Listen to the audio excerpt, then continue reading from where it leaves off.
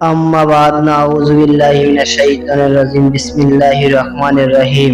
প্রিয় ভাই ও বোনেরা, আজকের আলোচনার বিষয় অত্যন্ত গুরুত্বপূর্ণ। ফেরাউনের স্ত্রী আসিয়া আলাইহিস সালামের ঈমান ও ধৈর্য।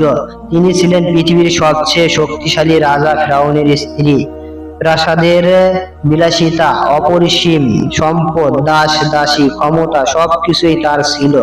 কিন্তু যখন সত্য আর হৃদয়ে প্রবেশ করল, তিনি তা গ্রহণ করলেন এবং জালিম স্বামী ফিরআউনের নির্যাতনের মুখে কখনো ঈমান থেকে মুখ ফিরিয়ে নেননি। ফিরআউন ছিল দুনিয়ার সবচেয়ে অহংকারী রাজা।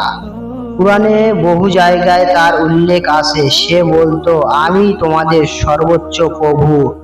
আল্লাহর বিরুদ্ধে বিদ্রোহী হয়ে দাঁড়িয়েছিল। সে হাজার হাজার শিশুকে হত্যা করেছে, বনী ইসরাইলকে দাস বানিয়েছে। আল্লাহ তাআলা মুসা আলাইহিস সালামকে পাঠালেন তাকে হেদায়েতের দাওয়াত দিতে, কিন্তু সে অহংকার করে অস্বীকার করল। আসিয়া ছিলেন ঈমানদার, নরম, ভদ্র, আল্লাহ ভীরু নারী। কুরআনে সূরা তামজিদে তার উদাহরণ দেওয়া হয়েছে। আল্লাহ মুমিনদের জন্য ফিরআউনের স্ত্রীর উদাহরণ পেশ করেন। তিনি প্রাসাদের বিলাসিতায় থেকে আখিরাতের জীবনকে বেছে নিয়েছিলেন। আল্লাহর প্রেমে নিজের জীবন উৎসর্গ করেছিলেন। নবী মুসা আলাইহিস সালাম এর দাওয়াত তিনি অন্তরে গ্রহণ করলেন।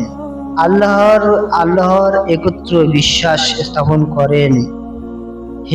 দোয়া করেন, হে আমার রব, আমার জন্যই আমার কাছে জান্নাতের একটি ঘর বানিয়ে দাও। এই দোয়া প্রমাণ করে তিনি দুনিয়ার প্রাস ছেড়ে আখিরাতের প্রাস চাইলেন। ফিরআউন জানতে পারে স্ত্রী আসিয়া ঈমান এনেছে। সে চরম নির্যাতন শুরু করে। ইতিহাসে আছে তাকে লোহার পেরেক দিয়ে হাত পা বেঁধে সূর্যের নিচে ফেলে রাখা হতো। তবুও তিনি বলতেন, হে আল্লাহ, তুমি আমার উপর সন্তুষ্ট থাকো। ফিরআউন দুনিয়ার সব বিলাসিতা অফার করেছিলেন, তবুও তিনি ঈমান ছাড়েনি।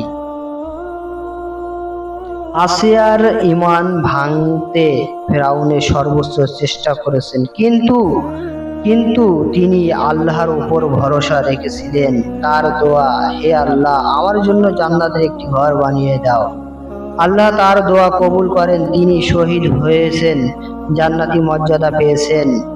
আসিয়া শুধু নারীর জন্যই নয়, পুরুষদের জন্য অনুপ্রেরণা, শিক্ষা, ধৈর্য, তাকওয়া, ঈমান। আল্লাহর সন্তুষ্টি দুনিয়ার রাজত্বের চেয়ে বড়। ঈমান হারিয়ে কেউ সফল নয়। আজকের যুগে অনেক মুসলিম নারী বিভিন্ন কষ্টের মধ্যে ঈমান আঁকড়ে ধরেছে। দুনিয়ার চাকচিক্য ও লোভ থেকে বাঁচার উপায় আসিয়ার জীবনী মুসলমানদের জন্য উদাহরণ। যে কোনো কষ্ট ধৈর্য ধরে আল্লাহর পথে অবিচল থাকা। আসিয়ার ঈমান, ধৈর্য, সাহস আমাদের জন্য শিক্ষণীয়। ফিরআউনের প্রাসাদ নয়, আল্লাহর জান্নাত আসল ঠিকানা।